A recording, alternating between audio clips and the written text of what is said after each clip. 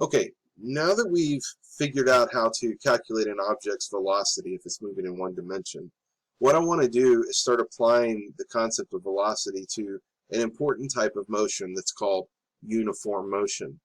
Okay, let me point out something about motion. First of all, in general, the motion of an object can become rather complicated, all right? There are a couple things an object can do to make motion complicated, things that can happen to it. One thing is that the magnitude of its velocity can vary throughout its motion. It can increase or it can decrease. Sometimes it can do both at different portions of its motion. When we haven't got to it yet, changes in velocity are referred to as accelerations. So when you have an object that accelerates, the motion can get a little complicated because it's speeding up and slowing down. And so we have to figure out a way to add that in, and that can be a little tough sometimes. The other thing that can happen is the direction of an object can vary. Maybe it starts to go around a curve or something, and so we're no longer in one-dimensional motion. We're kind of in some sort of two-dimensional motion. Or maybe you've got an object on the end of a string that's being whirled around in a circle. Okay, that's a little bit more complicated motion. I'm going to give you the tools down the road to be able to deal with those situations, but I just want you to understand, motion can be a little hard to analyze sometimes, and we got to think about it carefully. And so what we want to do is deal with a simpler situation. We don't want to have to jump to all those extra tools we're going to need down the road right now. And so instead of getting into those more difficult situations, we're going to start with a much simpler type of motion that's called uniform motion. Now, in simplest terms, uniform motion occurs when an object's moving at a constant velocity. So it's always covering the same amount of ground at the same time. It doesn't change the rate at which it's moving. So if it's going 10 meters per second at one time, it's going 10 meters per second at a later time. And it also doesn't change its direction. And so again, this gets us back into where I wanted to start, and that is dealing with one-dimensional motion, okay? So uniform motion, the rate at which it's moving doesn't change at any point, and it never changes direction. It moves in a straight line at a constant velocity. That's the definition of uniform motion. Now, let's look at this and try to conceptually understand what's going on when you have uniform motion. And this video is going to be very conceptual in nature, okay? So let's just consider a situation. Suppose we have a car, maybe you're in your car going home. You're traveling down a straight road, and you're moving with a constant velocity of 10 meters per second. Now, it just so happens that at 0 seconds, there's somebody over on the side watching you drive. At 0 seconds, the car is crossing the 0 mark of their coordinate system, okay? And so I want us to think for a minute about what this means in a physical sense. What's going on if you're traveling down a straight road in a positive direction, it's 10 meters per second, okay? And you're doing it at a constant rate. Things are never changing. Well, let's ask ourselves this question first. What does it mean to travel at a constant 10 meters per second? Okay? Remember, that's not just a number with units. That is telling you something about what's physically going on with the motion of the object. Well, remember, that is 10 meters per second. And so what that means is that every second the car moves, every second that car is going to travel 10 more meters of distance. Okay? So it goes 10 meters in 1 second, 10 meters the next second, and so on. And so that's physically what's going on with the car. It's clipping off those increments. So let's make a table, and let's just kind of think about this and see if we can reason this out. I want to make a table, and I want to think about what would the position of the car be at different times. And we're going to ask ourselves, what would the position be at 1 second, at 2 seconds, at 3 seconds, at 4 and 5? Okay, well, we found out from the problem, the way it presented it, that at 0 seconds, we were at 0 in terms of position. We were at the origin of the coordinate system that we're being measured by. Okay, well, think about it. 1 second later, what would your position be? We'll go back over here. This tells us, this 10 meters per second, every second I'm traveling 10 meters, right? So if I've traveled just 1 second, my position will put me at the 10 meter mark, right? because I've gone 1 second, I'm going to move 10 meters. Okay, well, hopefully that makes sense. Well, let's go on. Where would we be at 2 seconds? Well, I've gone another second in time from 1 to 2. That means I've had to go 10 more meters. And so wouldn't my position be 20 meters? Okay, so now I'm 20 meters away from the origin of that coordinate system at 2 seconds. Okay, well, let's do it for 3 as well.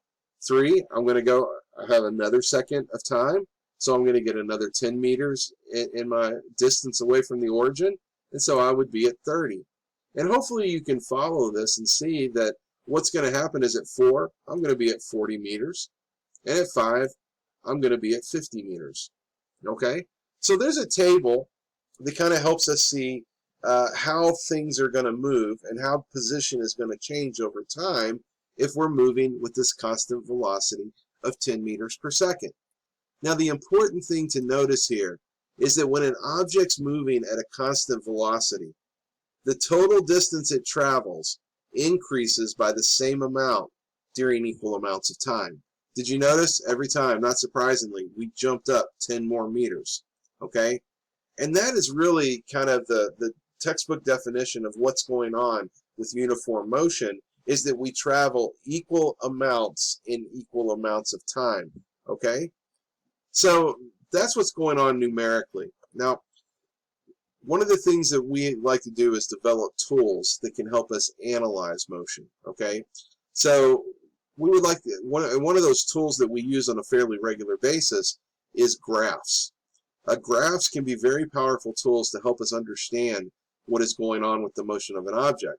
So what I want to do is think about graphs of this motion and how we could use those to learn about the motion and maybe get some specific information about how the object's moving. Okay?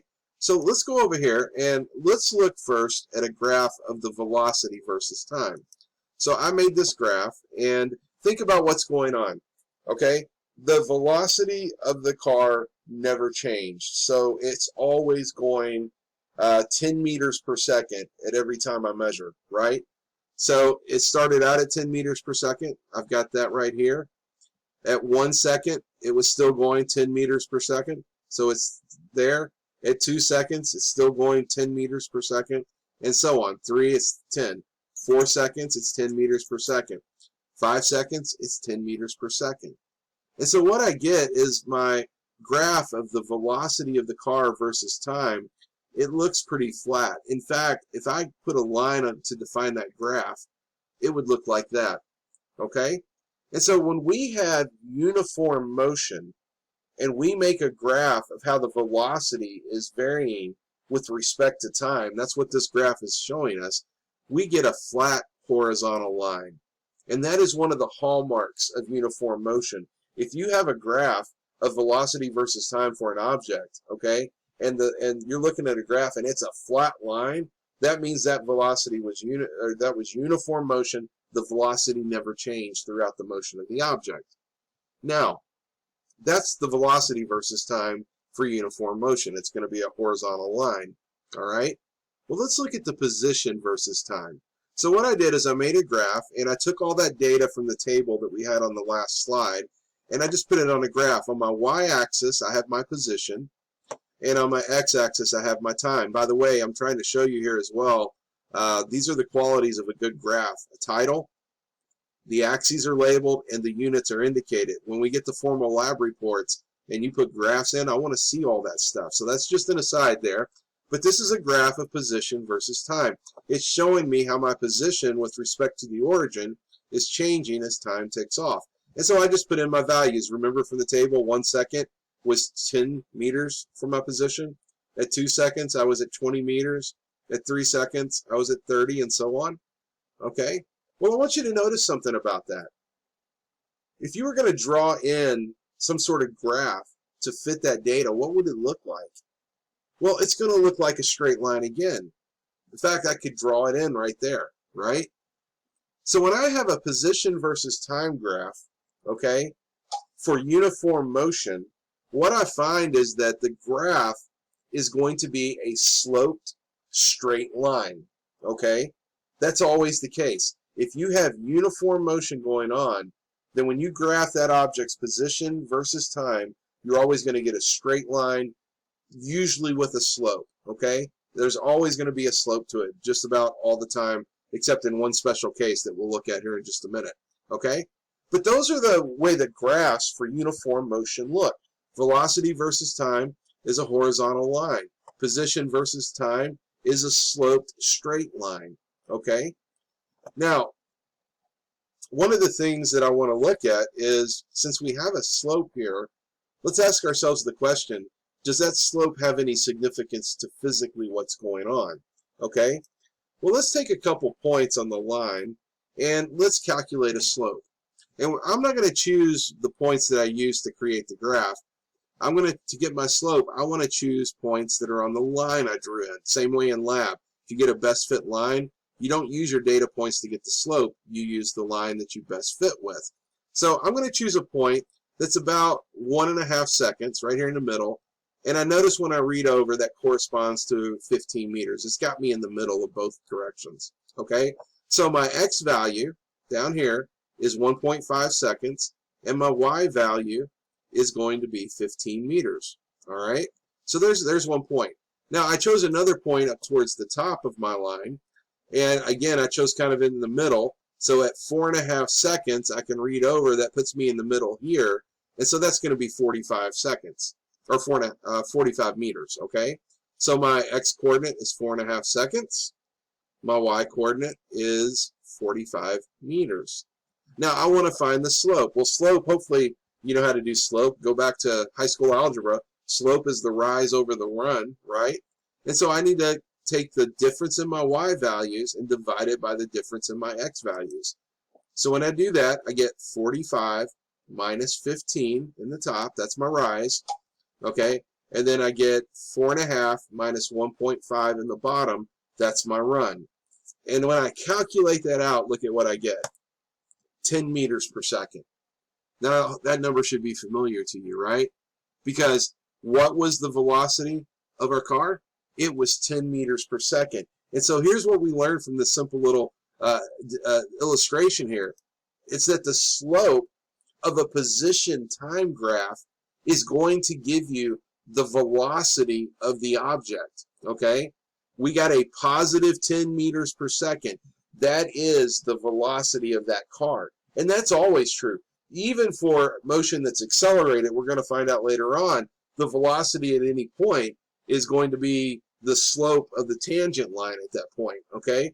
So if you can sometimes just look at a graph of position versus time, and even if you don't have numbers, you can kind of figure out what was going on, okay, with the motion of that object, because there are certain markers that we see in the shapes of the graph that indicate things to us. A flat velocity graph always corresponds to uniform motion. And when we have that, we always get a nice straight sloped line, okay, for our position versus time. And the slope of that position versus time graph is going to be the velocity of the object, okay? Well, let me show you how we can just qualitatively study the motion of an object, even if we don't have numbers, just because we now know this stuff. So let me show you a graph I just made up. This is a position time graph for some object. And we've got this piece going up right here. We've got another piece coming down here. And we've got this flat part right here. Okay? So let's think about what this position versus time graph actually tells us. Well, let's look at this region right here first, this first part of the graph. Well, I noticed something. First of all, even though I don't have numbers, the slope is obviously positive. A line that's going up as it moves to the right has a positive slope, right? And so that automatically tells me some things. Since I know I have a positive slope, I know that the position has to be increasing in the positive direction. And the graph shows that, right? As we go out in time, our position is getting larger, or let me say it this way, our position is getting more and more positive, right? And so what that means is because the slope is positive, then my velocity right here has to be positive, right? Because the velocity, or the slope of the line, is the velocity of the object. If I have a positive slope, I've got to have a positive velocity. And that should make sense. If my position is increasing in the positive x direction, that means I'm moving that way, so my velocity's got to be in that direction, right? Okay, well, let's look at this part. Well, if we look at this part right here, we notice on this one the slope is negative because as we go over to the right, it's decreasing, right? So I have a negative slope on this. Well, that tells me some things. This tells me that the position is increasing in the negative direction, right? And if you think about it, that's what's going on. I get to this point right here, something happens, and as time goes on, I'm starting to go back down to 0, and then I'm even going to the negative side over here in the negative values for position. Okay? So I mean the position is we say increasing in the negative direction, okay? It's getting more and more negative. Okay? So, well, if that's the case, then this follows the velocity has to be negative, right? And we look, this has a negative slope. If the slope is the slope of the position graph is the velocity of the object. So if the slope is negative, the velocity has to be negative. Now I want to add one more thing. We can actually qualitatively, not numerically, but qualitatively, we can compare how fast it was increasing here with how fast it's going down here, right? Because look at this. What do you notice about the slope of this line in terms of its size compared to the slope of this line? Well, this line is steeper. So the overall magnitude of its slope is going to be larger. And so what that means is that since this is steeper, it's got to be moving, as it was going in this negative direction now, it's going that way faster than it was going in the positive direction over here. So we can compare the slopes of position time graphs and tell, oh, it was moving faster here than it was over here, okay? So notice, we haven't got any numbers, but we've already, just by looking at the graph, we can already tell a lot about what's going on here. Now let's look at this last piece down here. If you notice this last piece, it's a flat line. The slope is 0. Well, if the slope is 0, that means the position isn't changing. And sure enough, as my time increases in this range, my position stays the same value all the way through, whatever it would be on my axis over here. So the position isn't changing, and the velocity has to be 0. Okay? So what's happened is this object was going in the positive direction, got out to a certain point, turned around, started coming back in the negative direction, went past the origin that it started at and kept going in the negative direction. And when it got down here, it just stopped. And it just sat there as time went on. So, graphing motion is very useful, even qualitatively. And you can imagine if I had put numbers on this, you could have calculated the slopes. You could have found out what the velocities really were. You could have, found the distance it traveled. Just all kinds of cool stuff. So graphing is one of the most important tools we have in the study of motion. Okay, I'm going to stop there. This is very conceptual, but that's what we've got to get in our heads. Okay, because when we go to working problems, I don't want it to just be math for you. I want it to be a math that fits into your understanding of the physics. Okay, so I'm going to stop here, and the next video we'll start getting more into how we can use what we've learned so far to actually make predictions about motion.